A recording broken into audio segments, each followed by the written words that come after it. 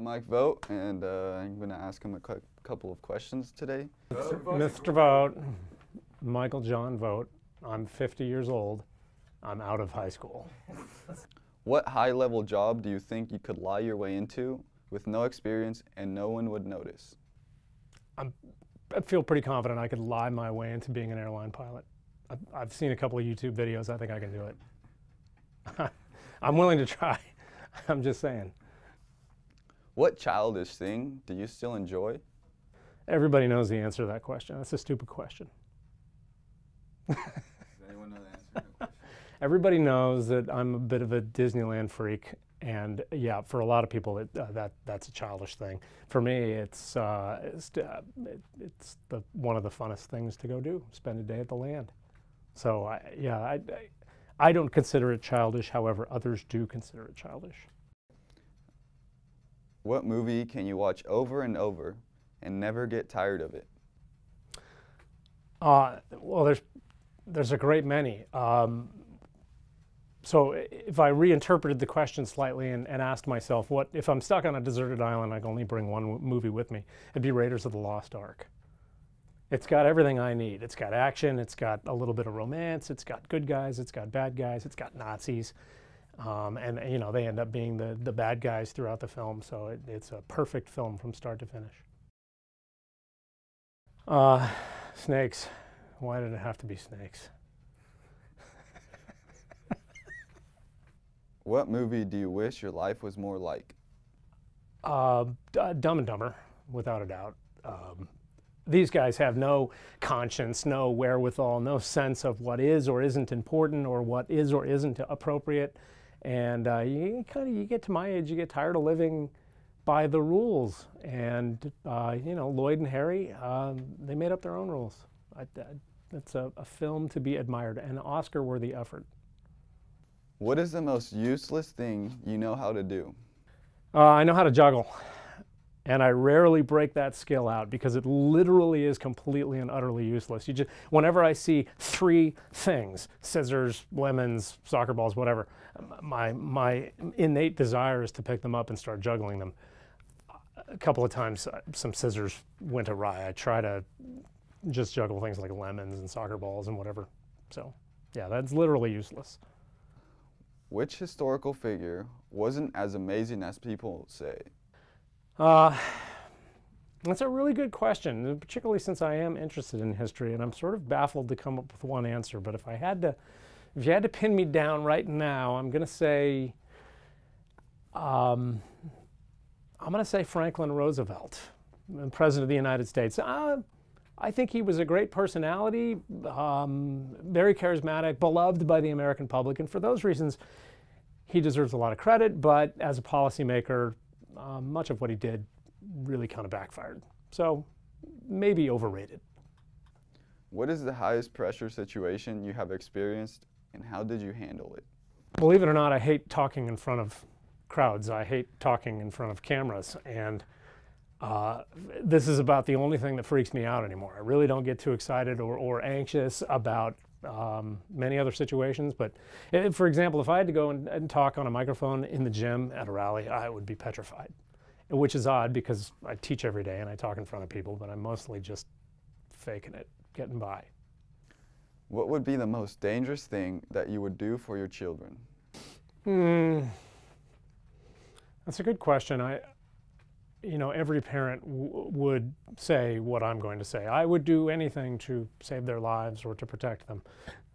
But in reality, I love my children dearly. I do.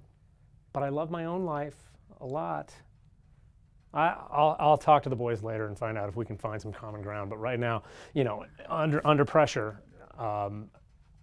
yeah, I'll go with the company line. I would step in front of a moving car to save my kids. But right, well, right, and whether I actually shove my child out of the way when I do this, that's a different issue. What stories from your life will you tell your grandchildren about?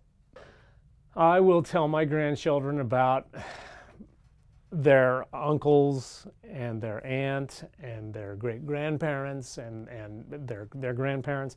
I will tell my friends about, or my children, my great-grandchildren, about my friendships with the people that I know and love today, my wife. I will even tell them stories about work, although I mostly find work mundane, but there's lots of, you know, interesting things that happen.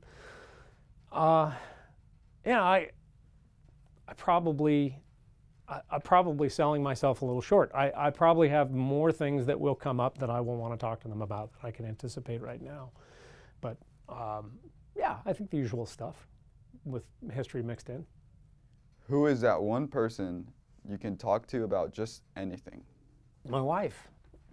And that sounds cliche, but I've always been able to talk to her about anything. She's my best friend, and I can talk to other people about almost anything as well, but she's the one person for nearly 30 years now that I've always been able to depend upon. And she can depend upon me, and that's, you know, the makings of a great friendship and a great marriage. So, my little filly, Jill. What is the one thing you like about your wife? Okay, if I had to pick one, she's pretty. One thing, she is as devoted as any human being I've ever met. When she sets her mind to sticking by someone or something, she is nails. You can count on her forever. What is your favorite thing about teaching and being a coach? It's the same thing. I get to work with young people. We as teachers grow older, but the kids stay the same age because they're always somewhere between 14 and 18 years old. And you kind of lock into working with that age group, and you grow very fond of the kids, and you love watching them succeed and working with them as they succeed and fail and helping them through those processes as well. And I think that's probably true of most teachers. That and just kind of hanging out with them, BSing with them. I didn't say BSing. Yeah, okay. Yeah, getting to know them and doing things with them, and then seeing them when they come back 4 or 5 years later, and seeing the growth and seeing how they've matured. That's really exhilarating, I think, for all teachers. What was the worst purchase you've ever made? I bought a motorcycle when I was in my 20s. This was sort of against my mother's wishes, and I told her, "Don't worry, I'm not going to ride the motorcycle on the highways. I'm not going to, you know, at that time I was actually going to Butte. I'm not going to be driving it back and forth to Butte." And then one day I literally remember, I was on my motorcycle, it was raining, and my mom's in the car behind me. And she called me out on it. And it wasn't too long after that I got rid of that motorcycle. There are no fender benders on a bike, so that was not a good idea. I just did it because it was cheap and I could save some gas money, and probably never again, not for me. Bad mood. Do you prefer to be left alone or have someone to cheer you up? Leave me alone. I'll get over it. My moods generally don't last too terribly long, so I'll go on a hike, I'll play my drums, I will just go outside and do some work, but I don't need, nor do I actually want someone talking me through it. I'm frustrated or in a mood for a reason, and I can process it and get over it and move on. So bear with me, leave me alone, I'll be fine. Give me a half hour. What are you most thankful for? Most thankful for all of my friends and family members who are still with me, and I mean that quite sincerely. As you grow older, you recognize the value of people you can trust and people who've been with you. And you know, I lost a very dear friend in Brett Silva. He's still with me. He's with all of us. And you cherish the people around you like nothing else. And so, you know, for all the sort of kidding around that goes on with me, that's something I wholeheartedly believe in, always have.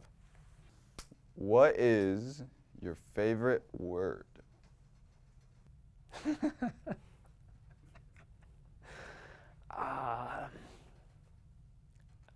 Freedom, in and out. It's just one word. Pizza. Food is always there for me. I mean, wow. Food never says no. Food never says I'm not in the mood. Food is always there for me. So almost any food item. But I'm going to stick with in and out. In and out. I know that's sort of 3 words, but let's call it one. In and out. What is your least favorite word? Least favorite word? Democrat. I just don't, I don't like words that feel restrictive, confining, closed off, that represent a mentality of fixed answers instead of open-ended questions. So maybe rigidity, that's, I suppose, the best word. What sound or noise do you love? Airplanes taking off. Other than teaching, what profession would you most like to do? Okay, so I can't go back to airline pilot. I would actually really enjoy something where I could travel a fair bit and interact with people. So sort of, I don't know, maybe like sort of kind of a traveling teacher, if you will. I know that's still sort of teaching, but going from place to place, working with people I've never worked with before, getting them excited about what they're going to do, giving them ideas, some sort of, position where I had a little more leadership so I could help others to enjoy the craft of teaching or coaching or interacting with kids like this. So I know that's sort of akin to teaching, but that's what I'd like to do. What profession would you never want to do? Never. I'd never want to be a kindergarten teacher or anything actually below 9th grade. If I had to teach middle school kids, there'd be a hostage incident. So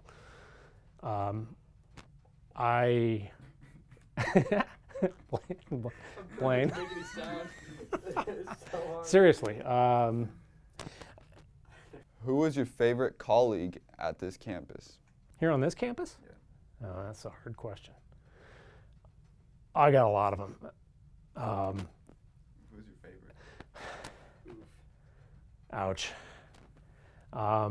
There's only one name I can say because for a lot of reasons. And if he were to ever see this video, he would understand why that is. But the name that I'm going to say, that I have to say, is Ray Barber. Why is that? Because he will be so incredibly hurt if I don't say the words Ray Barber. So we could add a great many people to that list. This campus is filled with just dynamite people who've been super friendly and supportive all throughout my career here. And I need to do the same. I need to be as supportive of them as they are of me. And so Ryan Parker, Beth Burton, Christine Callis, Mike Brooks, Ryan Heimlich, the list just goes on and on and on. Is that it, Bron?